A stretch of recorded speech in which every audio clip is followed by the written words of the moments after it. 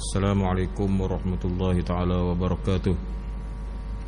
Alhamdulillahi rabbil alamin. Wassalatu wassalamu ala asyrafil anbiya wal mursalin wa ala alihi wa sahbihi ajma'in. Rabbi syrah li sadri wa yassir li amri wahlul 'uqdatam min lisani yafqahu qawli. Allahumma iftah alaina futuhal arifin warzuqna fahman nabiyyin. Allahumma kun ma'ana wa lana da'iman ya arhamar rahimin.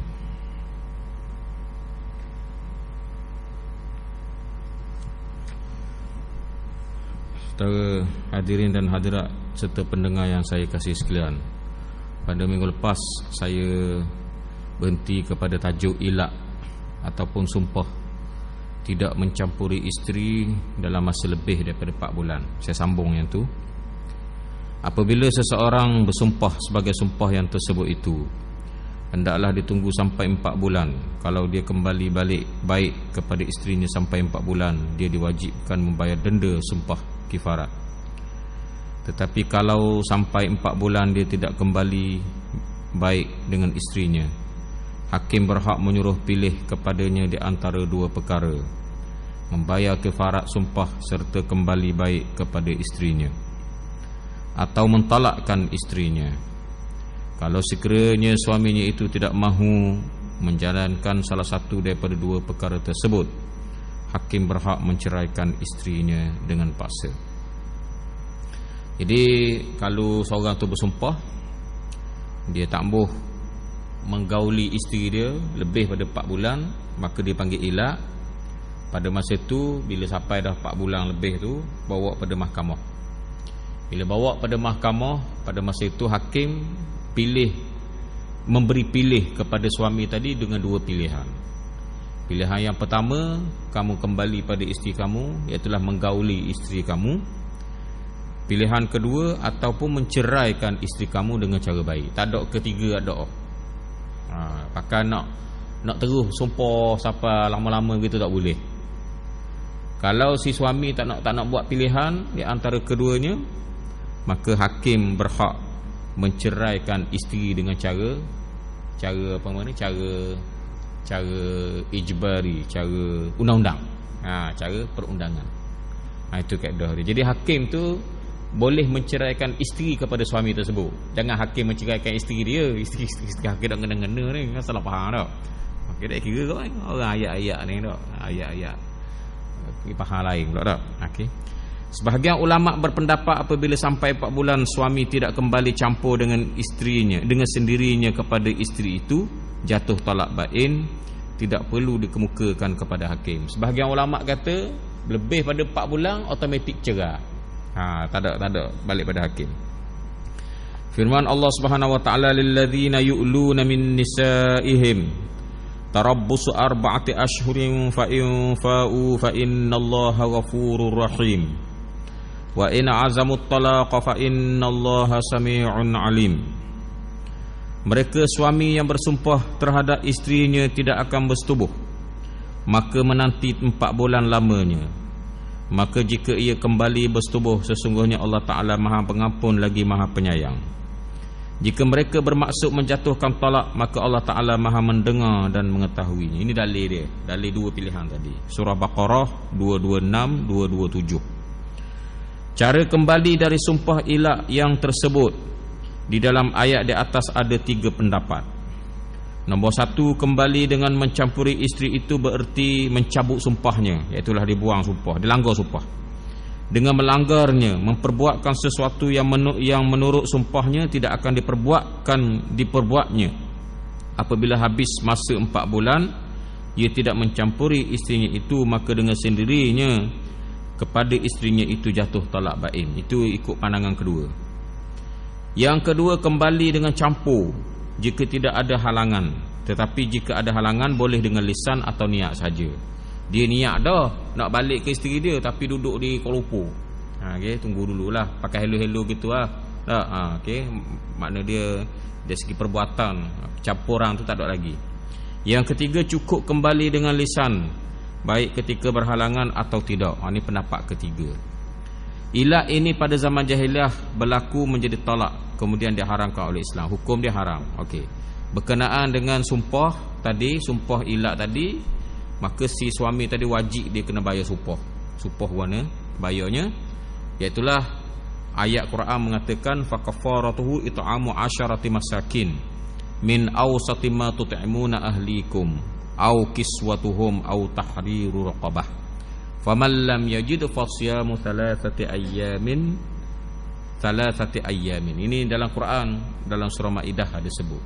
Itulah apabila seorang tu dia bersumpah, cara dia ialah dengan dia beri makan 10 orang miskin daripada makanan hak yang paling sederhana kita makan. Taklah hak mahal sangat, taklah hak murah sangat. Kadang-kadang orang tu makan nasi, tak, jarang-jarang sekali dia makan cikecok kedai, tak, jarang-jarang sekali dia makan nasi dagang, jarang-jarang sekali ikan singgang ni macam wudu. Rendah berdoa. Jarang-jarang sekali dengan telur rebus. Jarang-jarang sekali nasi hok kedai resepi hok situ. Sekali makan tu dak 5 orang tu 80 riyal dak umpamanya dak. Makna dia hok mana kita nak bayar tu? Kita bayar hok sederhana. Dah guna hok sederhana. Nasi belauk tu lah hok tengah hari, nasi ayam gitu lah lebih kurang dak. 3 riyal setengah gitu lebih kurang tu yang kita kena bayar.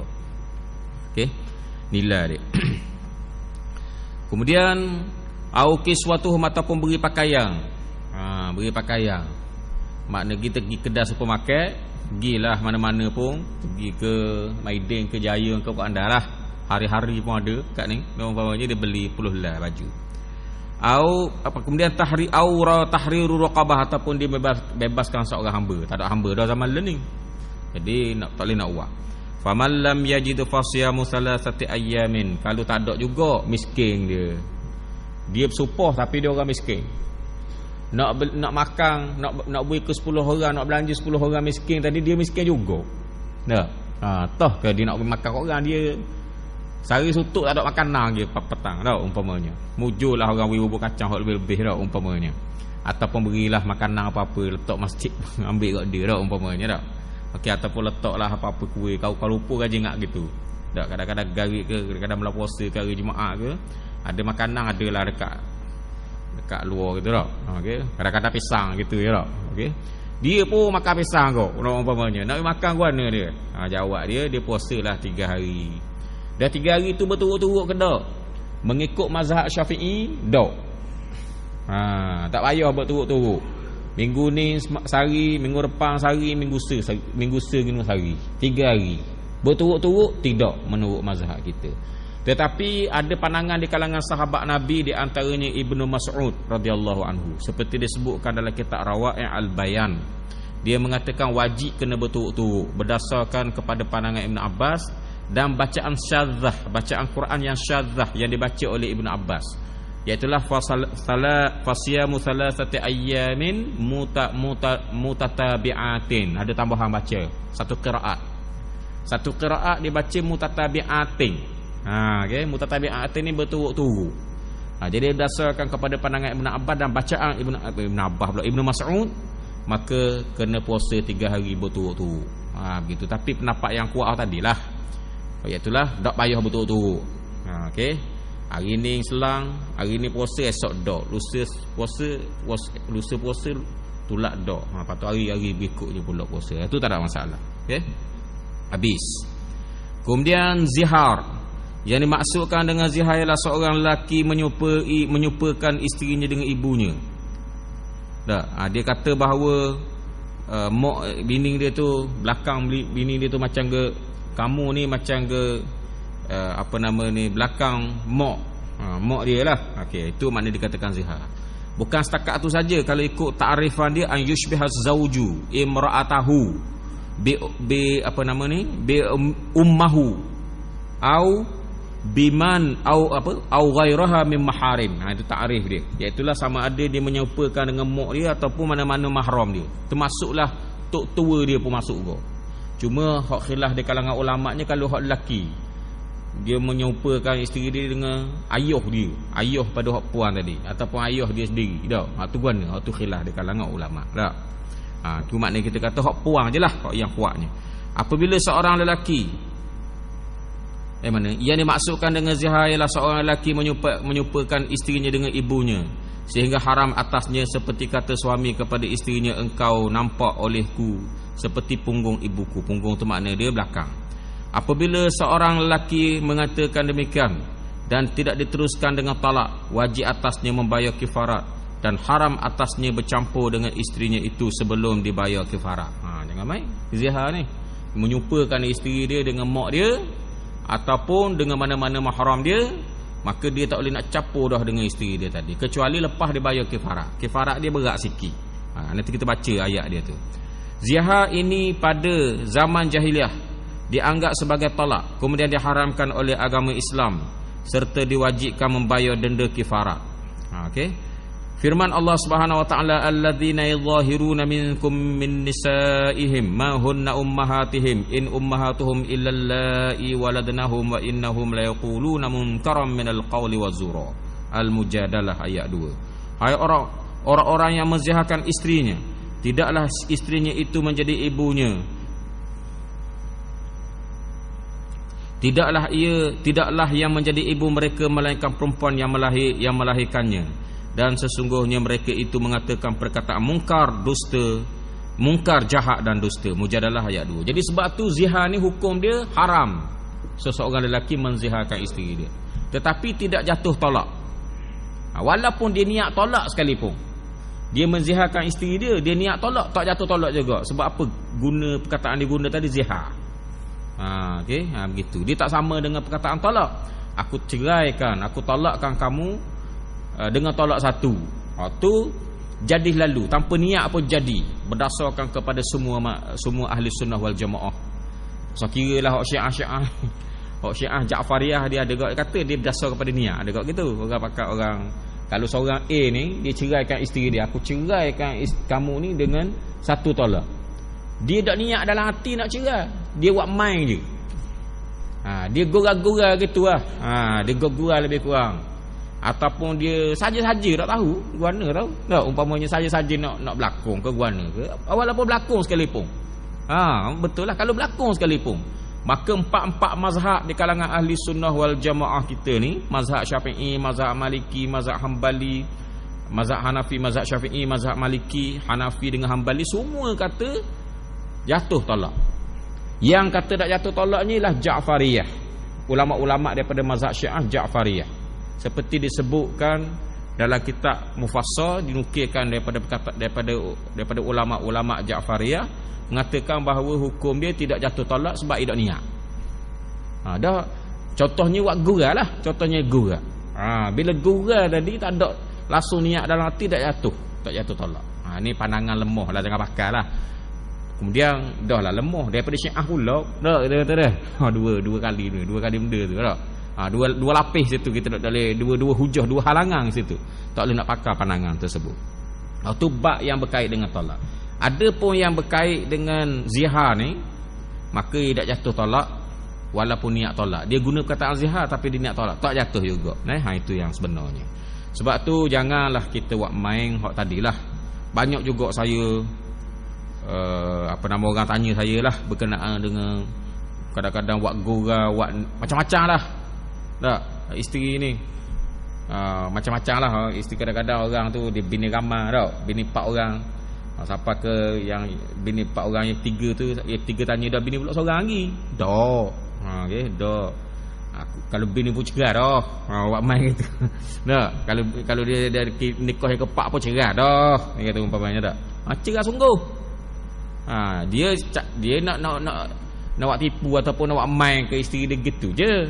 Tapi jadi cerai sungguh. Jangan main dah. Jadi itulah keadaannya. Jangan jawab main benda-benda yang berkait dengan tolak tersebut. Okey, begitulah.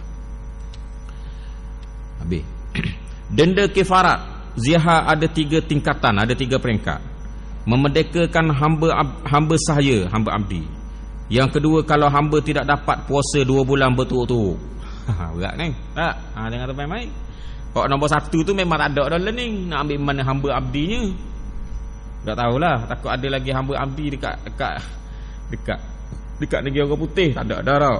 Waktu tu orang memperhamba abdikan je. Tapi tak ada dah hamba abdi ni. Kalau nombor 2 ni, kalau tidak dapat hamba maka kena puasa 2 bulan berturut-turut. Allah, gagah belaka. Umur macam kita kata hok tak sakit demam ni. Rasa-rasanya bulan puasa puasa sebulan. Kalau puasa untuk zihar 2 bulan memang kuat lagi lah. Kecuali mungkin lah kalau umur 80 hamba dak berani nak kata lah. Mungkin start umur 75 tu dak berani nak kata dah. Gerak ke tak gerak tu. Nak puasa 2 bulan turut-turut. Tapi jangan buat alasan lah hamba dak larat 2 bulan turut-turut. Bunyi dak larat dah. Sebut 2 bulan berturut-turut pun dak malah dah nak sebut dah. Tu hati kita je, nafsu kita kata dak larat. Tapi hakikatnya larat tu. Okey, jangan main. Masuklah juga hak yang kena puasa 2 bulan turut-turut ni, orang yang terlibat dengan kemalangan, dengan tepi main. Baru ni saya ada tengok dalam fatwa Abdul Aziz Bas di keluar fatwa dalam fatwa Majmu' Fatawa dia, iaitu orang yang langgar orang ni, di antara kifarat, di antara tak sengajalah dia langgar orang tu mati. Hak yang dilanggar tu mati. Jangan tepi main. Kita ingat ke habis gitu je. Tak, kita tidak bersalah kerana tidak cuai apa semua, tapi sebenarnya ada hukuman. Hukumannya di antaranya ialah kena puasa 2 bulan berturut-turut. Dah selama ni hak kita langgar orang mati dah tak puasa, kena puasa lah. Walaupun kita kata dari segi undang-undang hak di Malaysia ni tak ada gitu, tapi makna dia hakikat dari segi syariatnya ada.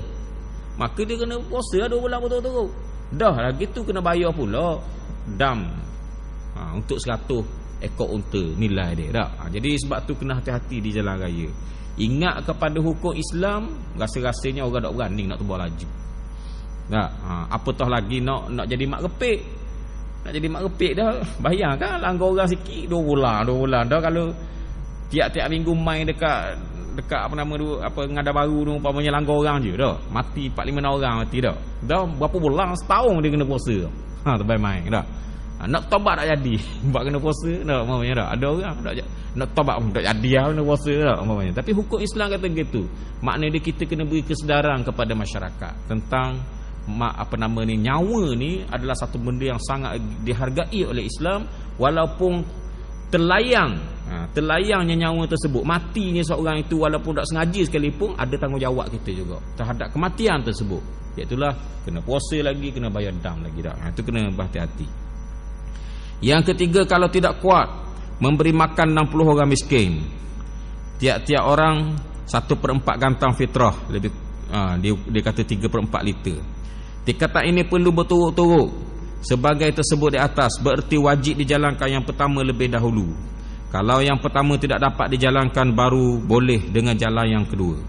Begitu pula kalau tidak dapat yang kedua, barulah ketiga. Jangan termain-main. Jangan kata hamba nak pergi makan 60 orang lalu puasa 2 bulan tak gerak. Jangan macam begitu. Okay? Jangan kita rasa dak gerak berdasarkan kepada bunyi 2 bulan betul-betul dak gerak dak. Hakikatnya orang tu gagah. Dak umur bayi-bayi kita ni rasanya gagah lagi lah dak untuk puasa 2 bulan betul-betul. Jadi jangan kita ukur dengan nafsu kita ataupun rasa tak nak taat pada Allah Subhanahu Wa Taala. Jadi sebab tu dia kena puasa dulu, barulah dia kena boleh dia buat 60 orang miskin ni. Tak, bagi orang yang melakukan zihar. Habis itu. Li'an ialah perkataan suami sebagai berikut. Saya persaksikan kepada Allah bahawa saya benar terhadap tuduhan saya kepada isteri saya bahawa dia telah berzina. Dan kalau ada anak yang diyakininya bukan anaknya, hendaklah diterangkannya pula bahawa anak itu bukan anaknya. Perkataan tersebut hendaklah diulanginya 4 kali. Kemudian ditambahi lagi dengan kalimah, atasku laknat Allah sekiranya aku dusta dalam tuduhanku ini. Apabila seorang yang menuduh orang berzina sedang saksi yang cukup tidak ada, yang menuduh itu harus wajib diseksa dipukul 80 kali.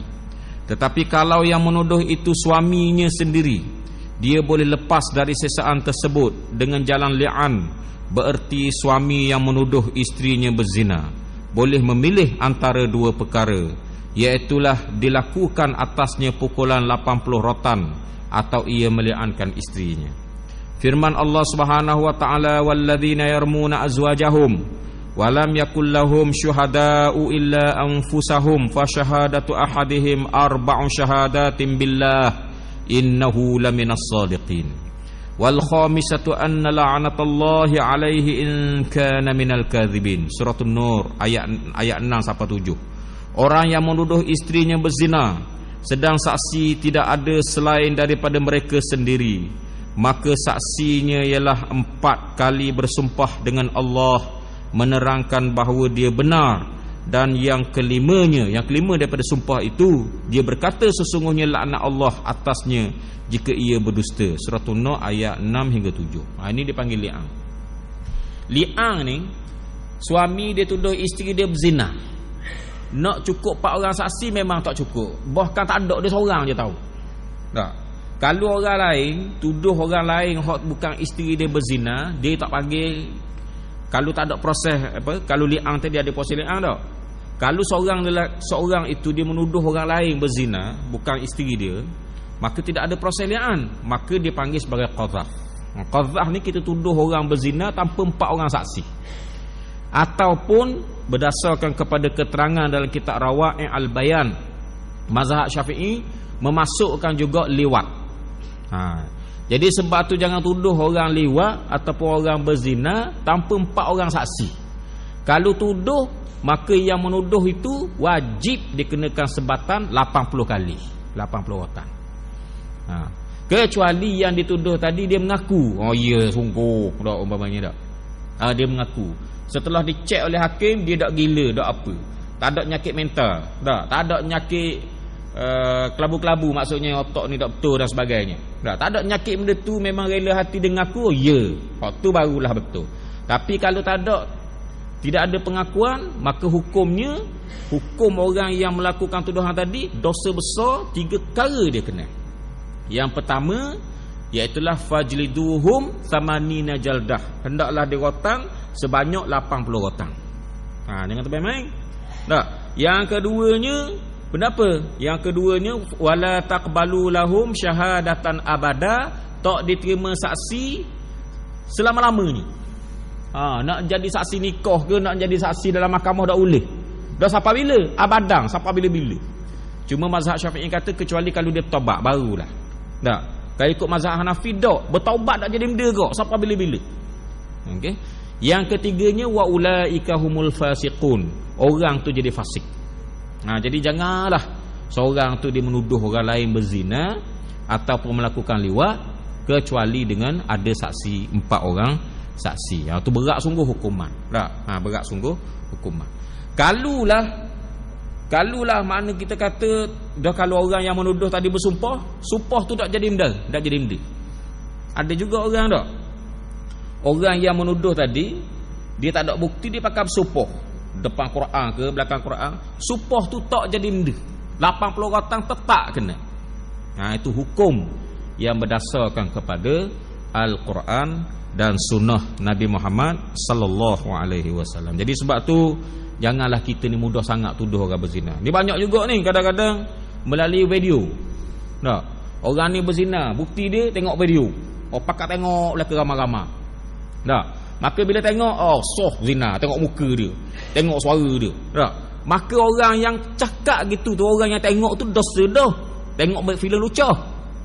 Dia cakap pula, memang zina sungguh orang ni. Dosa pula kali lagi, dosa yang 80 rotang kena. Dah kalau tak rotang, mana? Tunggulah di akhirat, rotanglah dina. Tak. Itulah makna dia, kita jangan mudah tuduh orang berzina walaupun dengan video sekalipun, hukum dia haram. Kita tuduh orang tu berzina sekali. Kalau tengok, dosa pula kali lagi. Kalau orang tengok umpamanya ada bukti dia gini-gini, ada video. Tak. Gini-gini dia berzina, gini-gini nampaklah dia berzina begitu gini. Boleh tak orang awam tengok? Tak boleh orang awam tengok. Haram. Macam tengok filem lucah lah. Kita tak marah budak-budak tengok filem lucah. Kadang-kadang kita tengok kau. Tak umpamanya. Dok ke sama naik, dok ke bodoh gitu. Tak. Jadi gimana? Maka yang boleh tengok filem lucah tu nak jadi bukti ialah hakim seorang je boleh. Itu pun bukan bukti yang kuat, itu hanya penguat kepada bukti yang ada. Itu hukum yang berkait dengan tuduhan berzina. Jadi sebab tu janganlah mulut kita ni lebih-lebih sangat. Kita berdasarkan kepada ajaran Al-Quran dan sunnah Nabi Muhammad sallallahu alaihi wasallam. Ada pun kalau seorang tu dia tuduh isteri dia berzina, lain cerita. Lain pula ceritanya. Macam mana isteri dia tuduh isteri dia berzina?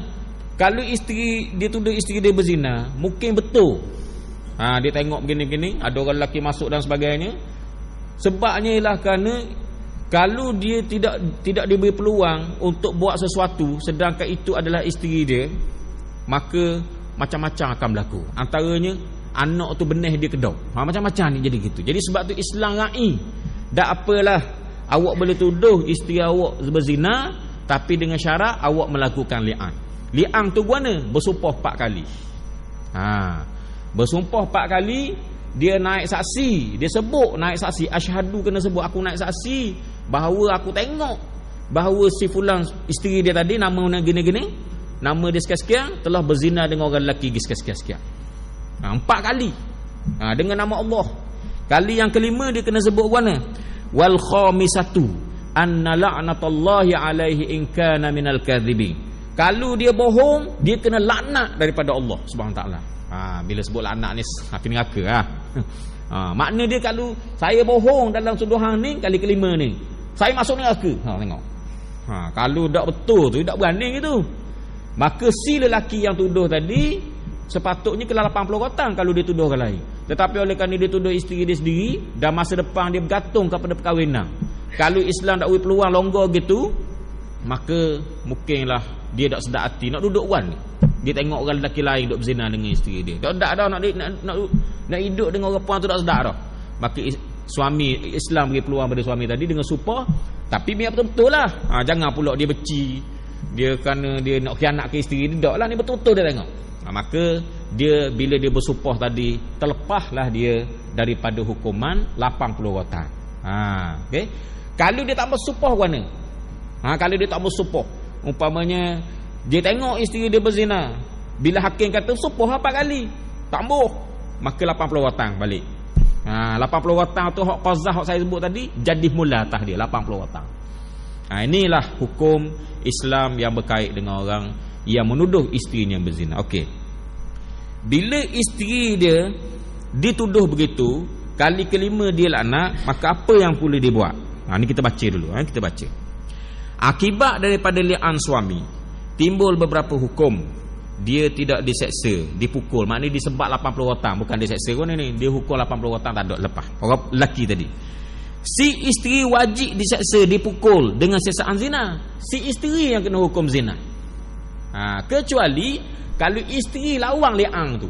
Lawang mana? Bersumpah pula 4 kali ya, dia tak berzina. Tapi kena ingat, kalau dia bohong, kali kelima dia kena lafaz bahawa dia kena dapat kemarahan Allah. Masuk api neraka kalau dia nipu. Tak? Okey. Jadi gitulah hukum dia bagi orang yang terlibat dengan tuduhan ini, iaitu apa nak sebut tadi, isteri tadi, suami tadi dah bila dia buat li'an tadi, isteri kena hukum rejam sampai mati. Asalnya gitu, kena hukum rejam sampai mati. Sebab apa isteri kena rejam? Isteri tak balah. Isteri dia tak balah li'an tadi ataupun sumpah yang dibuat oleh si suami tadi. Maka si isteri kena hukum rejam sampai mati. Sebab apa hukum rejam? Sebab dia kahwin dah. Kalau tidak, tak timbul lah li'an ni, tak suami isteri kan kahwin dah tu. Tak, kalau orang yang tidak berkahwin lagi, fajlidu kulla wahidin minhuma mi'ata jaldah, iaitu kena 100 rotang. Tapi dah kahwin kena rejam sampai mati. Okey. Dan macam mana isteri tadi dia nak selamatkan diri dia daripada direjam? Dengan cara saya sebut dah tadi, dia lawang li'an tu. Dia bersumpah pula. Dia bersumpah depan hakim bahawa dia tidak berzina sama sekali. Tapi ingat, kalau dia nawak, berat selalu. Jadi dalam kisah li'an ni, siapa nawak berat. Okey. Kita tak tahu mana betul tau. Mungkin suami betul, isteri salah. Mungkin suami salah, isteri betul. Tak tahu. Tapi salah satunya memang betul. Dan salah satunya memang salah. Satu betul, satu salah. Kalau tak suami salah, isteri betul. Kalau suami betul, isteri salah. Jadi kalau isteri tu kalau dia berzina sungguh, jangan lawang li'an tu. Biar dia kena rejam, tak apa, daripada dia kena laknat di akhirat, masuk neraka. Dah dapat kemarahan daripada Allah Subhanahu wa taala. Tapi kalau dia nak lawan juga, dia nak li'an, nak balas juga, sedangkan dia memang zina, terlepas hukuman rejam. Terlepas hukuman rejam sebab dia lawang. Dia lawang sumpah tu balik. Itu kaedah dia li'an ni. Saya baca dah. 3 suami isteri bercerai selama-lamanya. Dan kalau ada anak-anak itu tidak dapat diakui oleh suami, untuk melepaskan si isteri daripada siksaan zina, iaitulah kena hukuman rejam sampai mati, dia boleh meli'ankan pula, membalas li'an suaminya itu. Firman Allah Subhanahu wa taala, wa yadra'u anhal 'adzaba an tashhada arba'a syahadatin billah innahu laminal kadhibin wal khamisata anna ghadaballahi 'alaiha in kana minas shadiqin. Surah An-Nur ayat 8 hingga ayat 9. Dan terlepaslah siksaan dari isterinya, iaitulah terlepas siksaan itu, terlepas daripada hukuman rejam, dengan mengucapkan 4 kali sumpah dengan Allah bahawa suaminya itu berdusta, dan yang kelima kalinya sesungguhnya amarah Allah atasnya jika suaminya itu benar atas tuduhannya. Okey, lawan lah. Kalau isteri dia rasa dia tak berzina sungguh, lawan. Tapi kalau dia berzina, dia lawan juga, masuk neraka lah. Laknatullah. Ni bukan laknatullah, ghadaballahu 'alaiha in kana minas shadiqin. Ini kaedah yang berkait dengan li'an. Dah akibat dia guna. Akibat dia sebut dah tadi. Kalau li'an, suami li'an, isteri balas li'an tadi, maka dua-dua tak kena hukum. Asal suami kena hukum 80 rotan terlepas sebab dia li'an. Asal isteri kena hukum rejam sampai mati pun terlepas sebab dia balas li'an. Itu kesan yang pertama. Yang keduanya, iaitulah akan berlaku cerai selama-lamanya. Setengah ulama kata fasah, setengah ulama kata tolak baing selama-lamanya, tolak baing. Okey, tu mana selama-lamanya mana? Lepas pada li'an berlaku, si isteri dengan suami tadi tak boleh nak nikah mula. Dah habis iddah, tak boleh juga. Sampai bila? Sampai bila-bila, sampai kiamat. Okey, berdasarkan kepada apa yang disebutkan oleh para ulama, dia kata apa? Famadat sunnah ba'du fil mutala'inain an yufarraqa bainahuma wa la yajtami'a abada. Telah menjadi sunnah, telah menjadi hukuman yang diketahui umum selepas daripada itu, annal mutala'inain, iaitulah kedua-dua suami isteri yang li'an tadi, an yufarraqa bainahuma, dipisahkan, wa la yajtami'a abada, dan tidak boleh nikah mula sampai bila-bila. Ini bagi orang yang melakukan li'an tadi. Itu kaedah ya. Dak. Tu. Habis dalam kitab Nail Autar kata di syarah hadis ni begitulah. Okey, saya baca dalam kitab Nail Autar tu. Kemudian dalam kitab Al-Mughni disebutkan ijma' ulama. Sepakat ulama mengatakan tak boleh nak balik bola dah. Okey. Okey. Kecuali dalam mazhab Hanafi, dia kata kalau suami lepas pada tu mendustakan diri dia. Faham tak mendustakan? Dia tarik balik li'an dia. Okey, adalah satu mazhab Hanafi mengatakan boleh mula dah nikah, tapi tak kuatlah, hujah tu memang tak kuat lah. Yang sebenarnya memang kalau tarik mula pun tak boleh nikah mula juga, berdasarkan kepada apa yang disebut oleh para ulama. Kaedah tadi apa yang saya baca tadi seperti yang disebutkan dalam kitab Nail Autar. Okey, habis iddah. Iddah iaitu masa menanti yang diwajibkan atas perempuan yang diceraikan, cerai hidup atau cerai mati suaminya. Gunanya supaya diketahui kandungannya berisi atau tidak. Ni iddah. Iddah ni maksudnya masa menunggu yang ditetapkan oleh syariat bagi orang cerai. Bagi orang lelaki tak ada iddah. Tapi ada juga orang lelaki macam iddah, macam je. Macam iddah. Macam iddah je tu. Orang panggil ni. Orang buat lagu ni dak. Benda apanya? Contohnya gini. Contohnya kalau dia ada isteri 4 orang.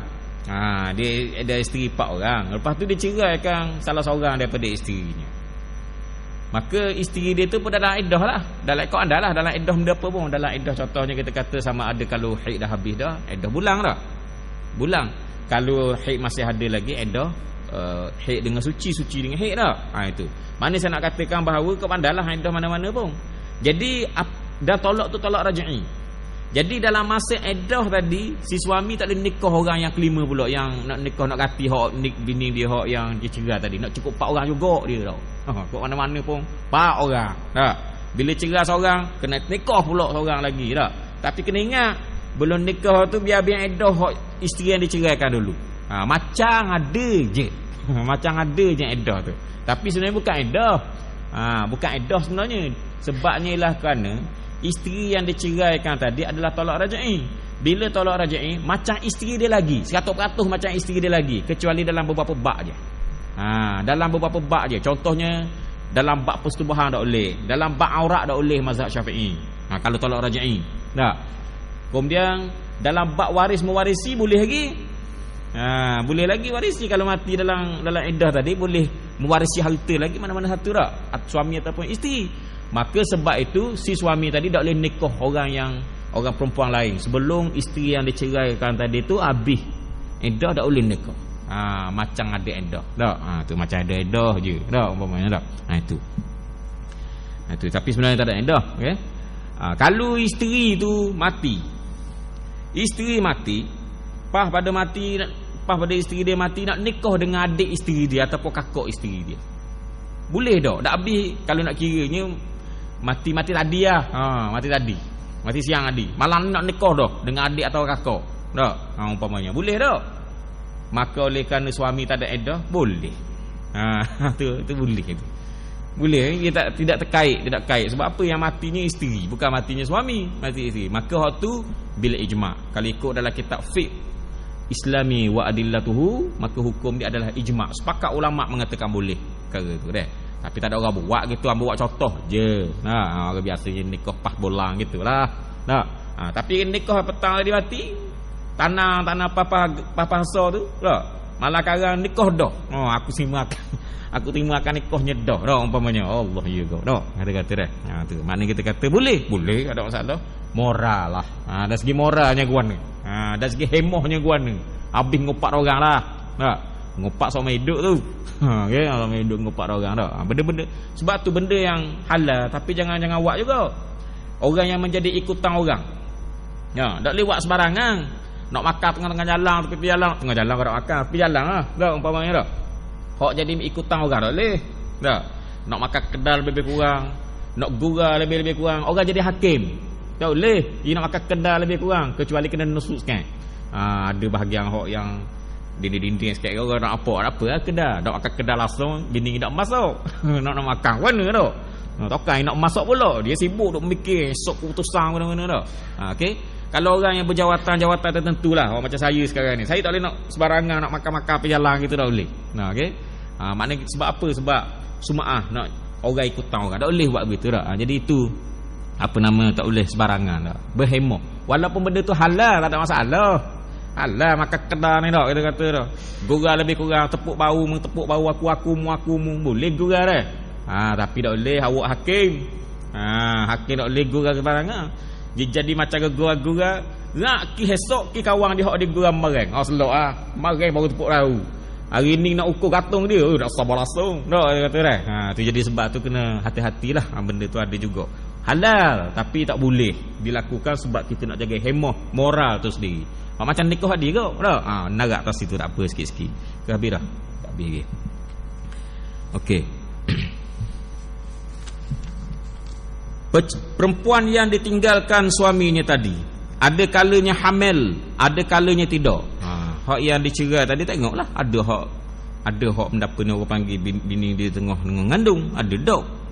Nombor 1, yang hamil iddahnya sampai dengan lahirnya anak yang dikandungnya itu, baik cerai mati mahupun cerai hidup. Firman Allah Subhanahu wa taala, wa ulatul ahmali ajaluhunna an yad'na hamlahun. Surah At-Talaq ayat 4. Perempuan yang mengandung, iddah mereka sampai lahirnya anak yang dikandungnya. Surah At-Talaq ayat yang keempat. Warna ni cerita ni. Kalau dia ceraikan isteri dia, pada masa itu isteri dia sedang mengandung. Bila mengandung maka iddah dia ialah bila beranak, habis lalu. Iddah tu habis lalu.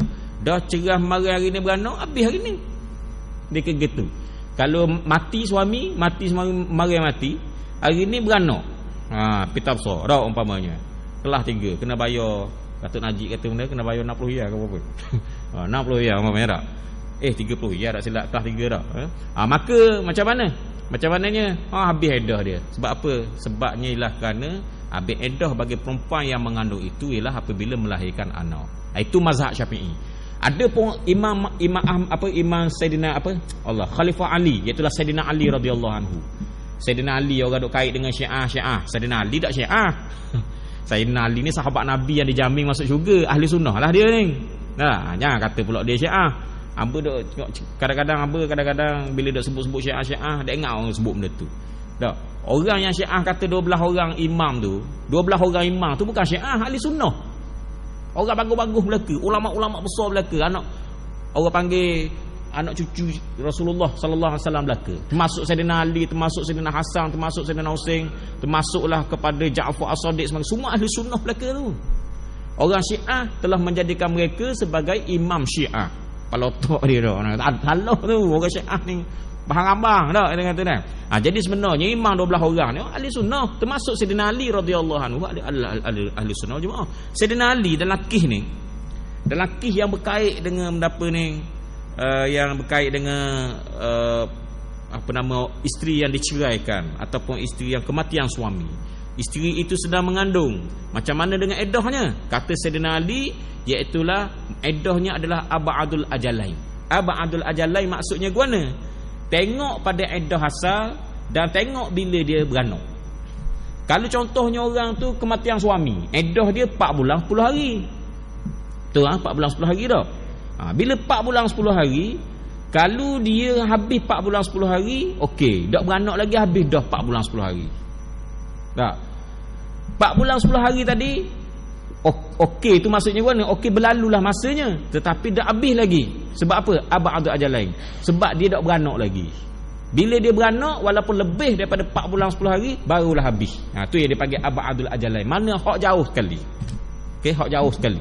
Tu mana masa hak jauh sekali.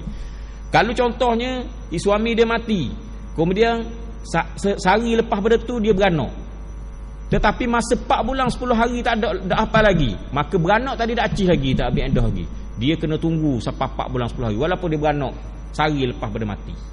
Itu pendapat Saidina Ali yang dipanggil sebagai abadul ajalain. Dia pakai iddah yang mana hak terlebih jauh, hak terlebih lama lah. Itu. Jadi kita tak pakai hak tu, kita pakai mazhab Syafi'i.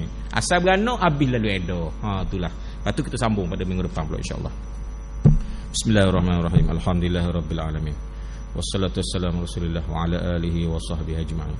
Allahumma ighfir lana warhamna wa tub 'alaina wafiqna wahdina wa atina min ladunka rahmah wa hayyi' lana min amrina rasyada. Walhamdulillahirabbil alamin. Taqabbalallahu minkum.